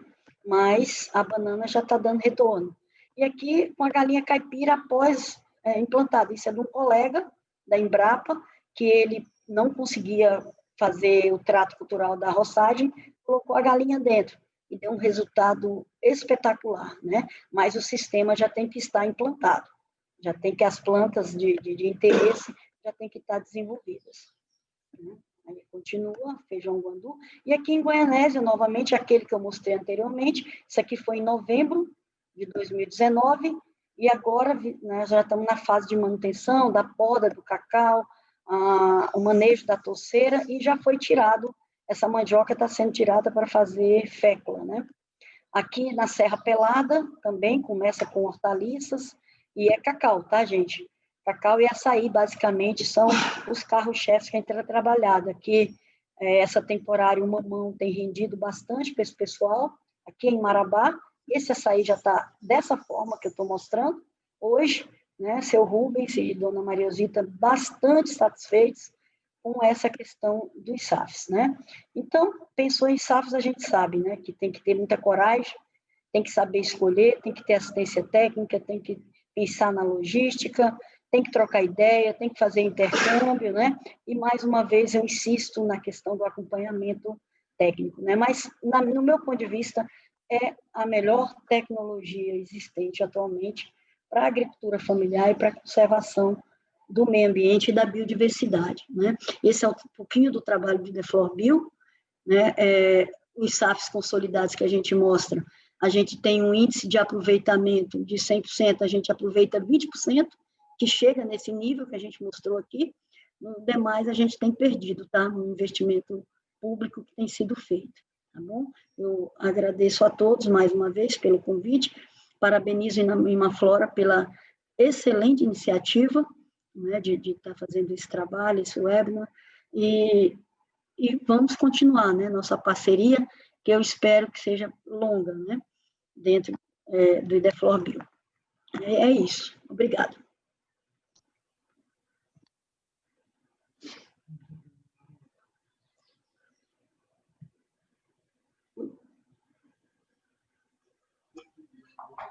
Oi, Vitor. Liga o Jabra aí, meu companheiro. Maravilha, liguei aqui, confundi os áudios de novo. Obrigado, Keila, mais uma vez. É tanta conversa, é tanta coisa nesse 1 ano e meio indo para campo junto que eu acabo confundindo algumas das histórias, né? Tantas histórias me conta, mas é isso aí. Tamo junto, planejamento ontem, firmando mais aí 1 ano de parceria em atividades próximas. E Keila, você fez uma boa síntese, até é uma pena o Deniston não conseguiu voltar, pessoal. A gente pede, né? Acontece, a gente está tentando trazer essas mídias tecnológicas virtuais aí para todo mundo e caiu a internet dele lá, a gente não conseguiu contato direto também no Zap, então, e é lugar sem sinal de telefone. Mas é isso, fica para uma próxima qualquer coisa. Ele ia trazer a experiência dele com a transição de cacau orgânico, do convencional para orgânico, do cacau que antes derrubava a mata para plantar e agora se planta em pasto degradado, a renovação de pasto degradado para um sistema silvopastoril, contar um pouco na questão de manejo, de diminuição de uso de insumo químico, tanto na transição do cacau como no gado, tá? E agora, Keila, muito obrigado aí por essa síntese que você fez de um olhar macro de várias regiões que estão todas nessa fronteira agrícola, que nem a gente está aqui, né? Então, é uma realidade em que você tem essa oportunidade de trabalhar mais que nós, em ver diferentes locais, diferentes municípios, diferentes comunidades até, porque a gente sabe que a colonização aqui foi diferente em cada região, o Sul como um todo é muito tomado recentemente, dos anos 80 para cá.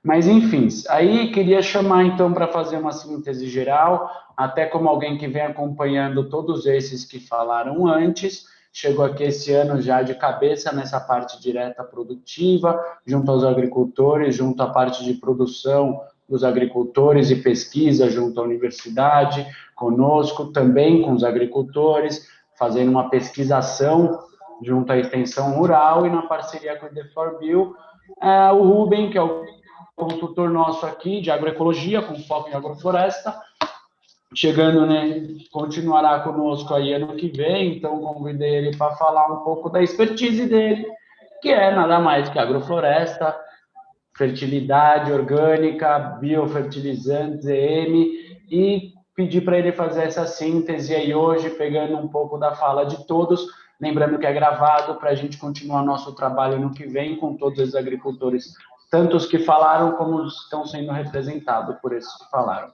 Rubão, é contigo, 15 minutos aí, por favor, para concluir, que a gente já bateu um pouco o limite da nossa conversa. Já liguei meu timer aqui, porque a última vez eu me excedi, né? É um prazer imenso estar aqui, uma alegria muito grande estar participando desse movimento que está acontecendo, né? Esse projeto aí que a gente vem desenvolvendo, vários projetos que vêm acontecendo, uma alegria imensa ouvir a Zefa, né? Queria agradecer muito ao Imaflora por ter aberto a porta e estar possibilitando aí de maneira tão gratificante esse trabalho, né? E para falar de sistemas agroflorestais aqui, depois de tantos capas aqui, né, é difícil. Lamento muito o Deniston não ter concluído, porque ele tem uma área maravilhosa, o silvopastoril dele é incrível, o cacauzinho dele. Vou tentar trazer uma foto aqui para vocês, né, na minha apresentação. Então, passado esse primeiro momento, eu fiquei com muito vendo a apresentação do Wallace, né, da questão da biodiversidade, os níveis tróficos, e percebi que tudo começa com o sol, né, Wallace? Ali desce, os herbívoros vão e distribuem e gera toda essa teia, né? Então, a gente pode arriscar aí, né, que a agrofloresta, ela pode ser uma arte de cultivar a energia do sol, né, e dar sustento para a vida planetária. Então, muito massa, muito bacana. E queria parabenizar a Keila pelo trabalho dela, incrível, incrível. Estou muito feliz de estar junto com vocês aqui.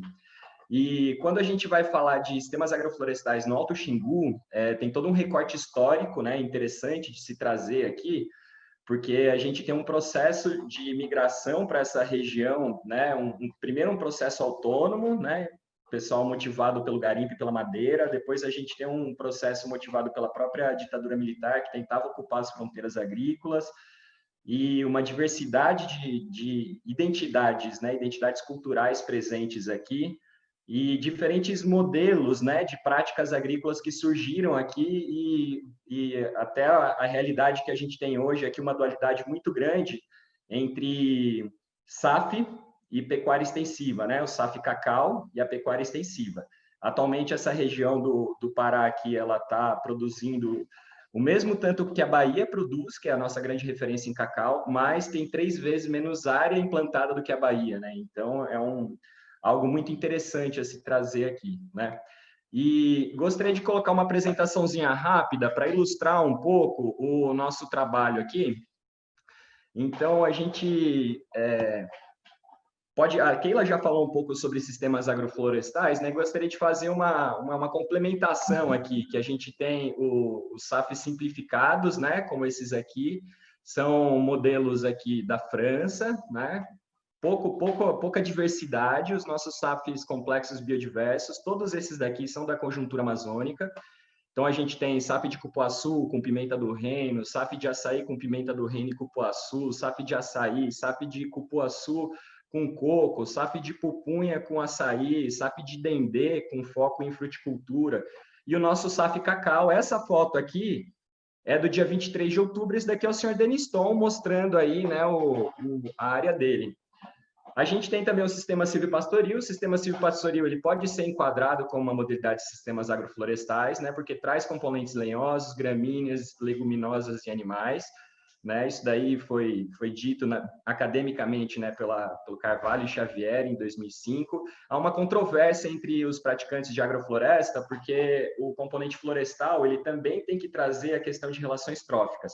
Só que é muito valioso, inclusive a gente tem projeto sendo executado aqui na região, é muito valioso porque a gente tem já um abono, um aporte de carbono, um aporte de bem-estar animal, e são pontos de transição, né? A gente está falando de um processo, né? Então, esse processo é muito sensível, muito valioso o silvopastoril aqui nessa região e para o mundo todo, né? Principalmente se a gente for enquadrar o processo Voisin, né? A gente tem...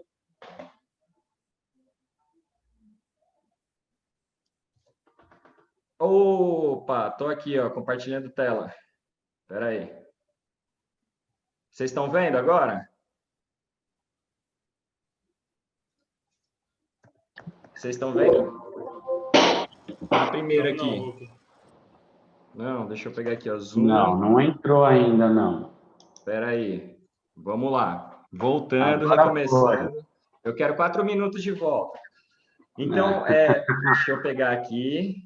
Deixa eu voltar para a minha apresentação. Cadê? Bom, aqui. Nossos sistemas simplificados, né, os sistemas franceses, como eu disse, é um processo de transição, traz baixa biodiversidade, geralmente voltado para commodities, voltados para o modelo do agronegócio de commodity, entretanto, muito valioso, né? A gente tem avanços no nosso processo de transição. E os nossos SAFs complexos biodiversos aqui, né, o modelo amazônico, essa primeira imagem aqui onde o mouse está, é a pimenta do reino, cupuaçu e cacau. Esse segundo aqui é o açaí com pimenta do reino e cacau.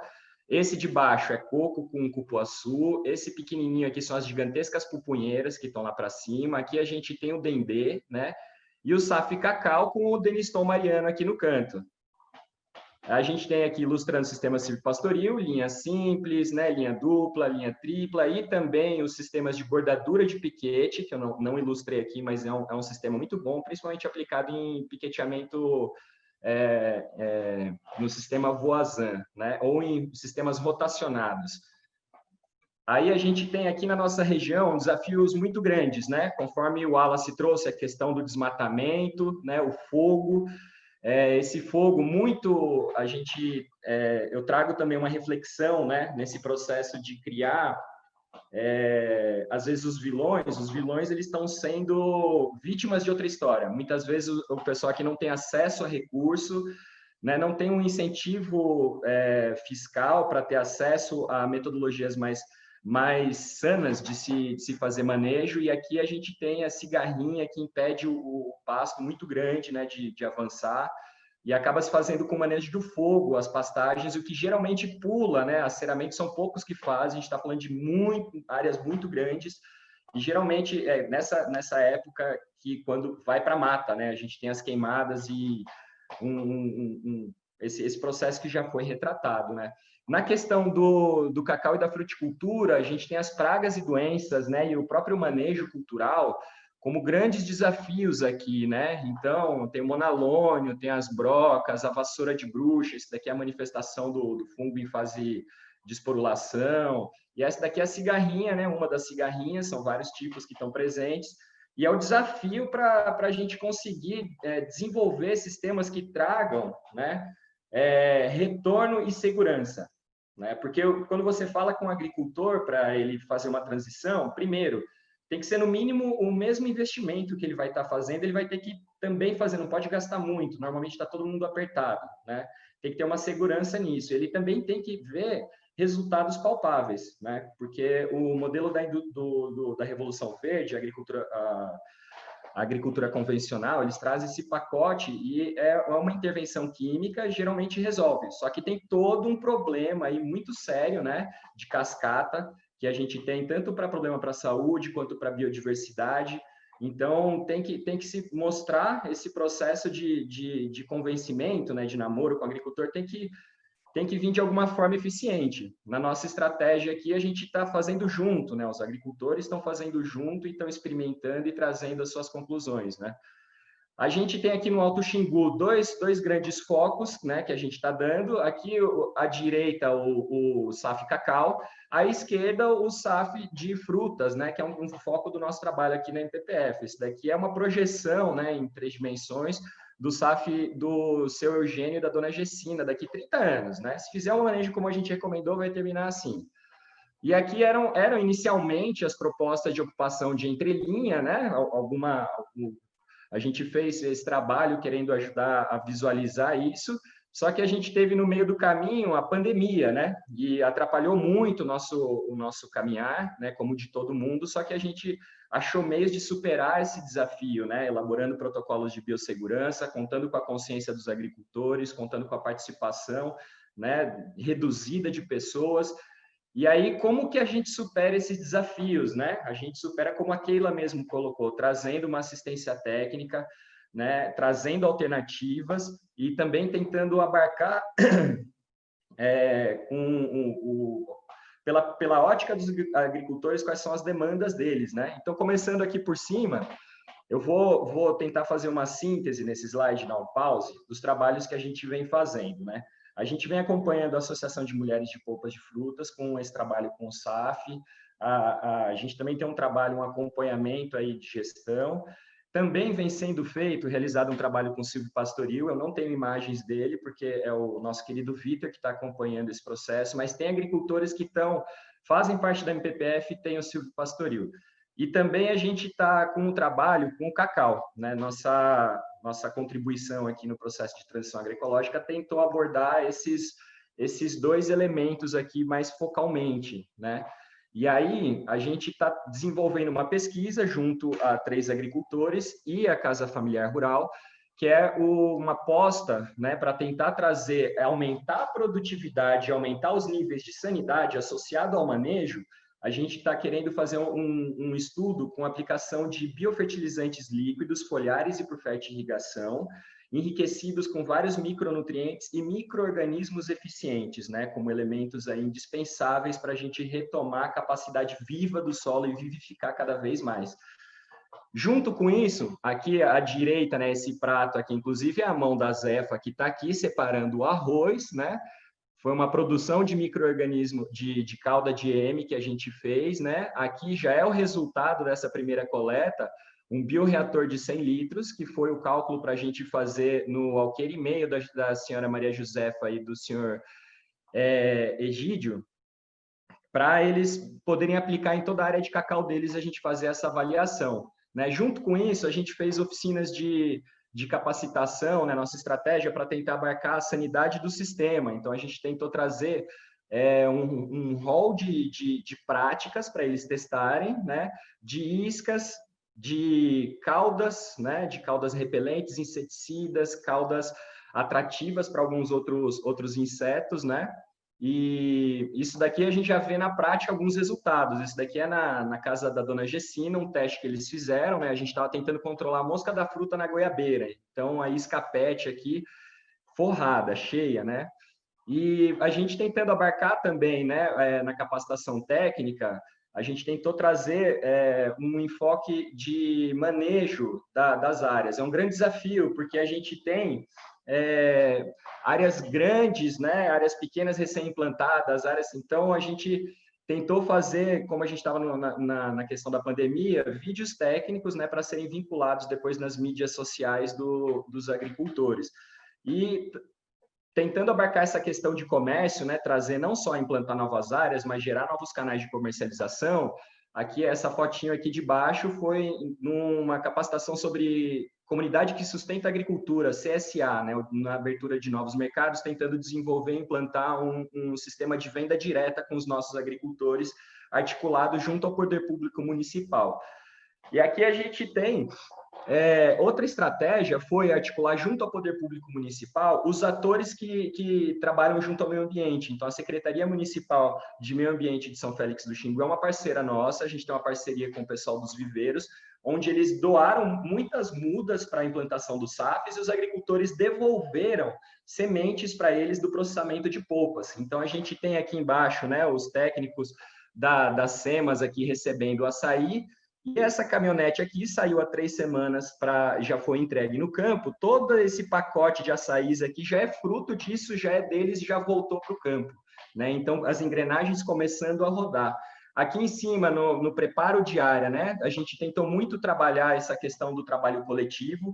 Foi colocado, né, por um sábio agricultor também, o senhor Natal, que no começo do colonato na região, eles tinham aqui um trabalho coletivo muito forte, até chegar à pecuária. Quando eles pararam de almoçar junto, houve uma ruptura e individualizou muito, né, o pessoal. Então, a nossa estratégia aqui para tentar lidar com várias dificuldades que tem, uma delas é a mão de obra, que é extremamente escassa, que tem muita oferta de trabalho, mas tem muito pouca mão de obra, principalmente mão de obra qualificada. A gente está tentando rearticular o trabalho coletivo e os mutirões de trabalho, né? Então, aqui são os próprios agricultores estaqueando e preparando a área para a implantação que vai ocorrer semana que vem, da Alessandra. E essa daqui é uma área que a gente fez uma área de experimentação de implantação coletiva, da dona Leonie, a comadre nega, e ela teve um problema de saúde e foi excelente a gente ter voltado e pego essa matéria orgânica incrível, porque os nossos SAFs, eles estavam com pouca biomassa. E aí, a gente, nesse manejo desse dia aí, a gente conseguiu ver, né, a importância dessa biomassa dos adubos verdes ali. Foi ótimo, eles chegando a essa própria conclusão, né?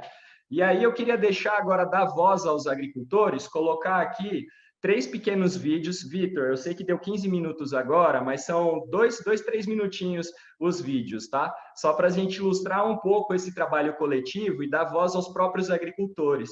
Então, queria começar com um vídeo aqui da Luciana, da Vila Tancredo Neves, o mutirão que eles fizeram de forma autônoma, sem a presença nossa coordenando o trabalho. A gente passou antes as orientações de manejo da matéria orgânica e vamos ver o que aconteceu aqui, ó.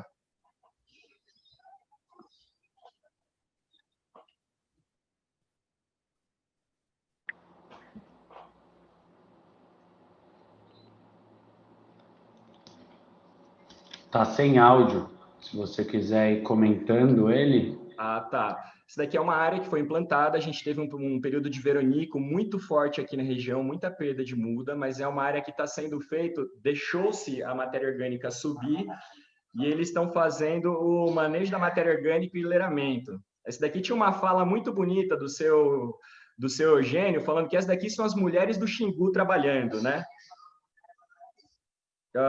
Não está indo meu áudio, cara?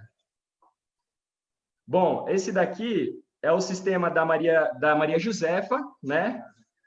E a gente tem a presença aqui, deixa eu tirar o áudio aqui dele, a gente tem a presença aqui de germoplasma já preparado, as hortas de plasticultura, que é outro projeto, as linhas de recomposição e implantação de banana para gerar renda e biomassa, mandioca, margaridão, a gente tem implantação de Crotalaria júncia.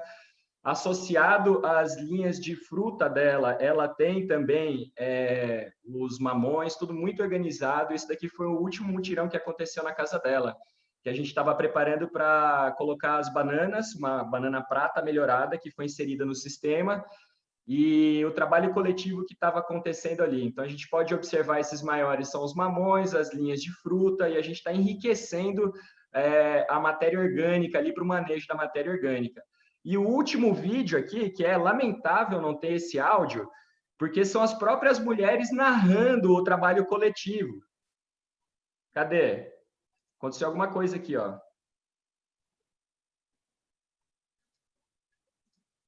Bom, eu ainda estou... Você parou de compartilhar. Ah, eu cliquei... Tá. Vamos lá, vamos voltar aqui. Cadê? Vê se você ouve aqui por aqui, ó. Quer ver? Vê se vocês ouvem. Não.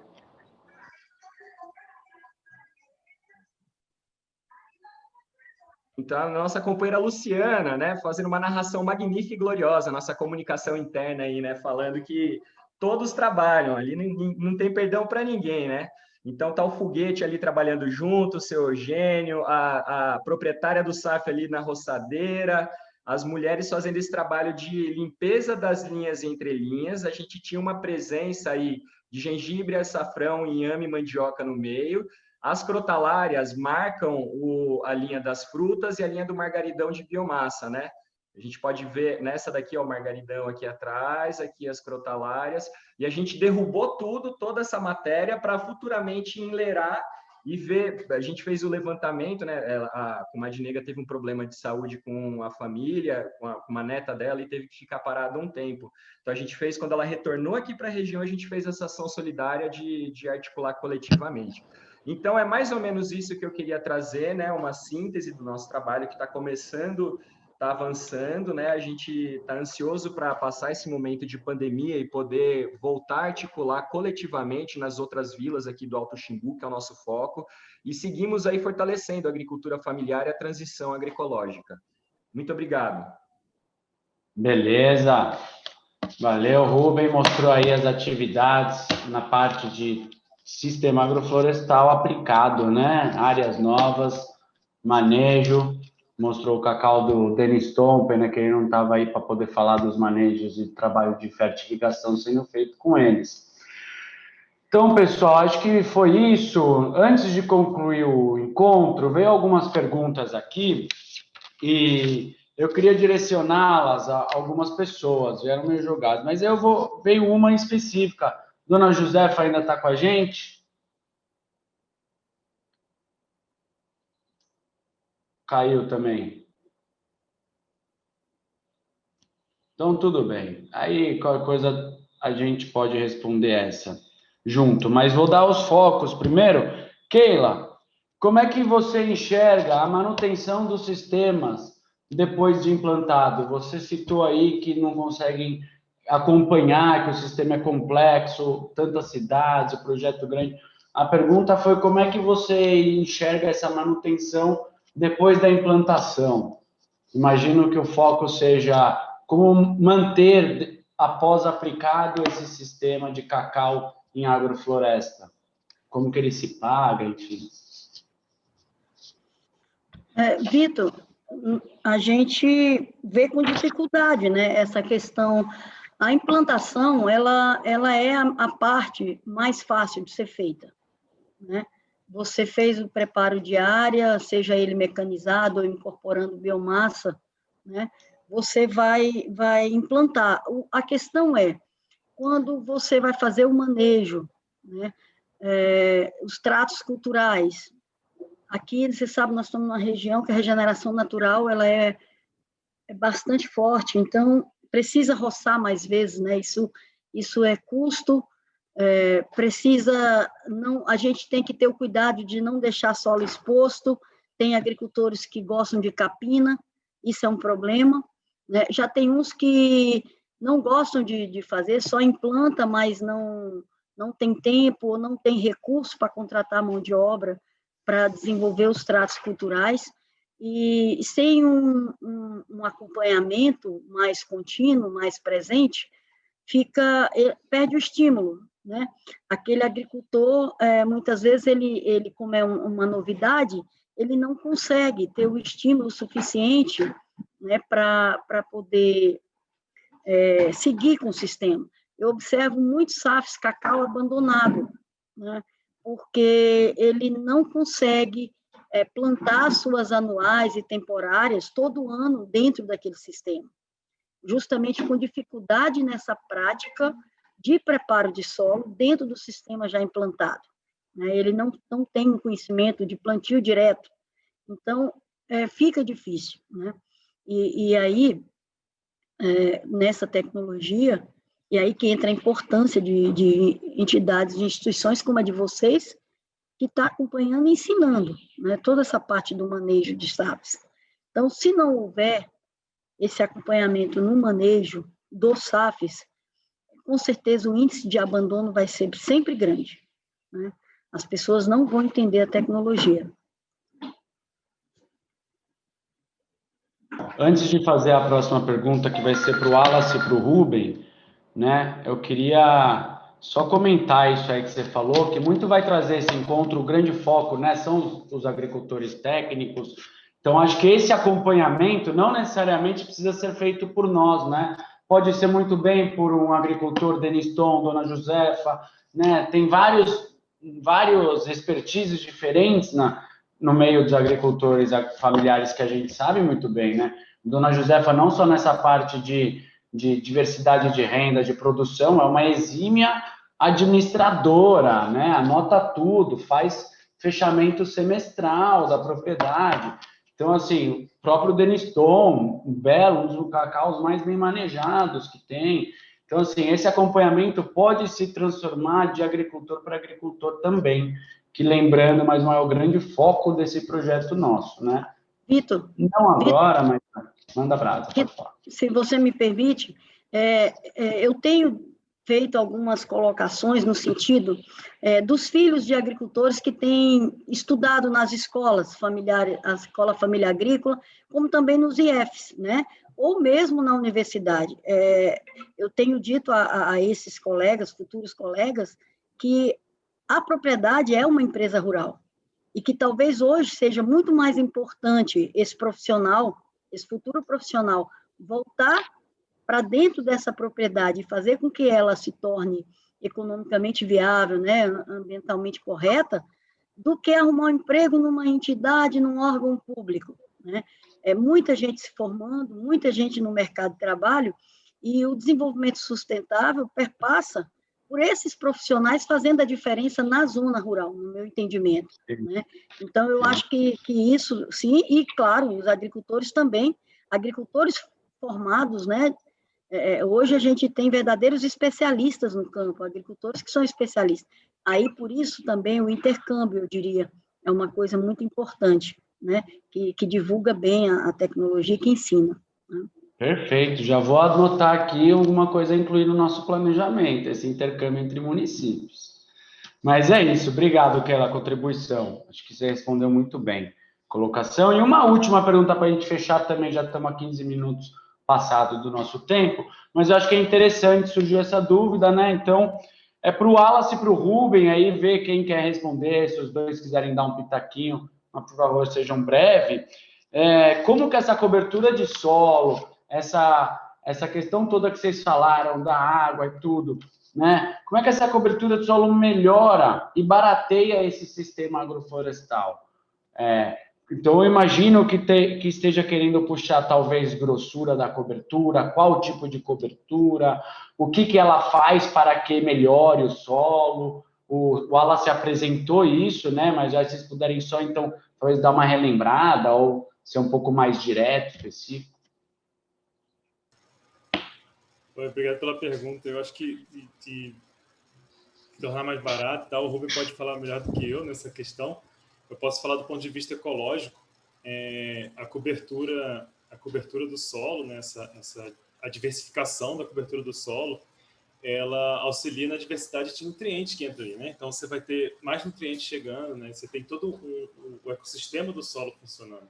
Então, se você tem, por exemplo, uma monocultura, né? Uma planta, uma espécie, vamos botar a soja, por exemplo, ela deixa o solo muito exposto e ela só tem aquela folha, aquela planta, aquele tipo de folha caindo no solo, né? E então ela tem um que a gente chama de feedback, né? Entre a planta e o solo, né? Um retorno, né? Entre a planta e o solo. Assim. Então, a planta influencia no solo, o solo influencia na planta. Então, quando você aumenta a diversidade de culturas, quando você cobre mais o solo, né? Protege mais ele no sentido de ter estratos arbóreos, né? Estratos herbáceos, você altera o clima daquele solo, né? Você altera a temperatura, você regula a temperatura. Então, você tem uma diversidade maior de micro-organismos ali, você tem uma diversidade maior de nutrientes que chegam, porque nenhuma folha é igual a outra, né, de espécies diferentes. Você tem uma variedade de quantidade de nitrogênio, quantidade de fósforo, e por aí vai. Então, você aumenta essa diversidade de nutrientes que chegam. E aí, você tem uma conservação daquela biodiversidade no solo, auxiliando na reciclagem de nutrientes que eu comentei. Não só as folhas são diferentes, como as raízes, né? E todas as rizosferas e as interações de micro-organismos entre raízes, né? Você dá condição de umidade, quando a gente fala de cobertura de solo, o Wallace, ele trouxe, eu já estava condicionado a pensar em cobertura morta. Ele trouxe a perspectiva de cobertura viva, muito, muito bom, né? Todo esse ciclo. Agora, quando a gente pensa em cobertura morta, olhando para uma perspectiva econômica, a gente vai ter economia, né? Porque a gente tem maior disponibilidade hídrica, maior retenção hídrica, maior ciclagem de nutrientes, como você colocou, então a gente tem uma necessidade menor de aporte de adubo, e também a gente tem um melhor desenvolvimento radicular, né? E isso daí representa para a planta um crescimento mais rápido, né? Então, quando a gente está pensando numa perspectiva econômica, a gente está adiantando o ciclo produtivo.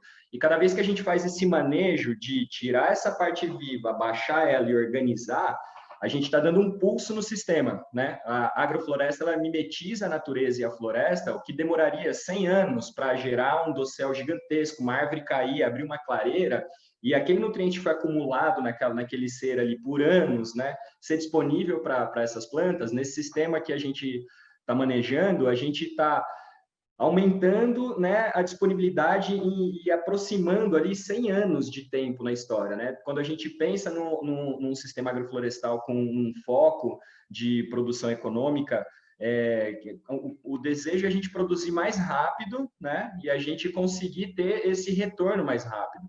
Então, essa cobertura morta, ela é uma indispensável para o sistema, né? Indispensável para a manutenção da vida e principalmente a multiplicação da vida, né? Se a gente imaginar uma árvore que ela é uma bomba, ela puxa da raiz as coisas, que nem o Wallace falou, realoca ali e depois a folha cai, né?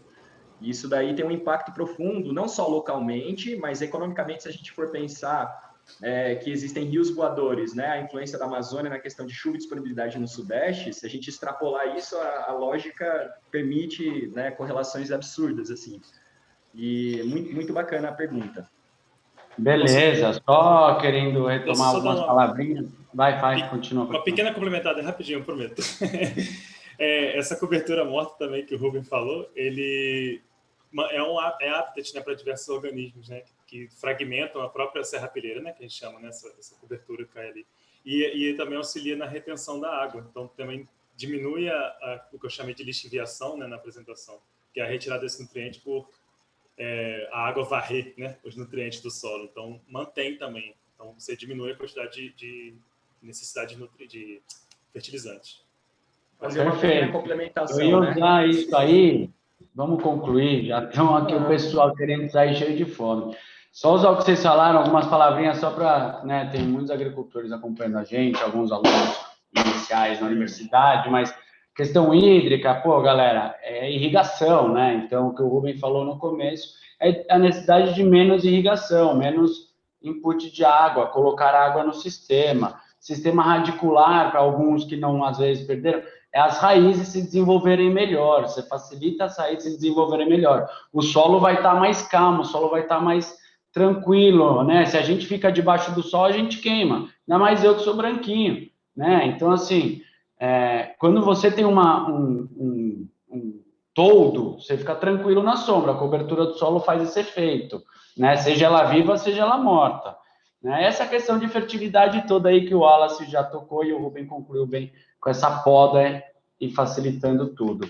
E legal aqui que o Olavo Pimentel também somou na conversa, que é aumentar a matéria orgânica no solo, que convém com isso que o Wallace acabou de falar, que também é uma alimentação para os micro-organismos que estão lá trabalharem, né?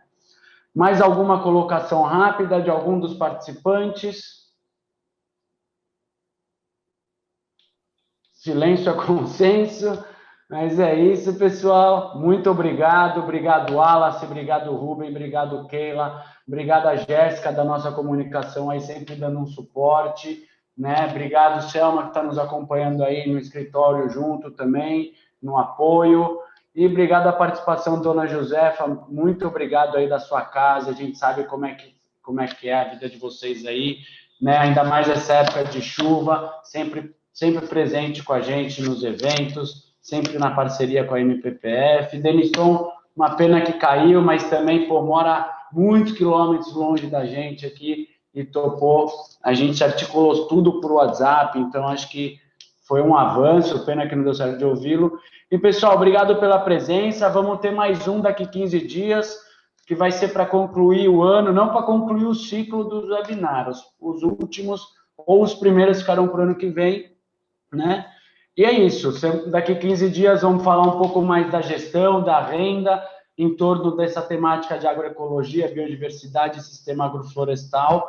E aí vamos trazer um pouco outros sábios, outras sábias aí dessa rede que a gente está criando em conjunto com os agricultores parceiros, instituições públicas, não públicas, enfim. Obrigado a todos, bom almoço e até 15 dias. Valeu. Obrigado, pessoal. Sempre um prazer. Obrigada.